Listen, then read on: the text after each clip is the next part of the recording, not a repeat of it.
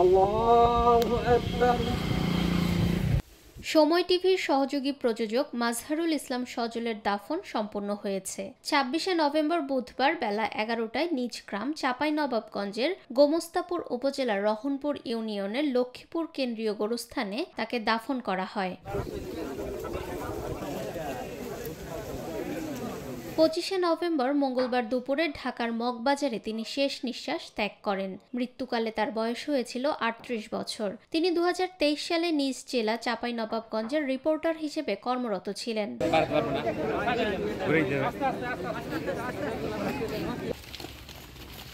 জানা যায় মঙ্গলবার সকাল ৯টার দিকে কর্মস্থলে অসুস্থ বোধ করলে নিকটস্থ একটি হাসপাতালে গিয়ে প্রাথমিক চিকিৎসা নেন সজল। সেখান থেকে অফিসে এসে দুপুরের খাবার খান। এরপর মগবাজারের বাসায় ফিরে যান। তবে ফ্ল্যাটের দরজা খুললেও ভেতরে প্রবেশ করতে পারেননি তিনি। প্রতিবেশীরা তাকে সিঁড়িতেই পড়ে থাকতে দেখে হাসপাতালে নিয়ে যান। চিকিৎসকরা তাৎক্ষণিকভাবে সিপিআর দেন, কিন্তু সজল আর ফেরেননি। চিকিৎসকরা জানান হাসপাতালে নেওয়ার আগেই হার্ট অ্যাটাকে মারা যান তিনি। নিরপেক্ষ, সত্য প্রকাশে আপোষহীন।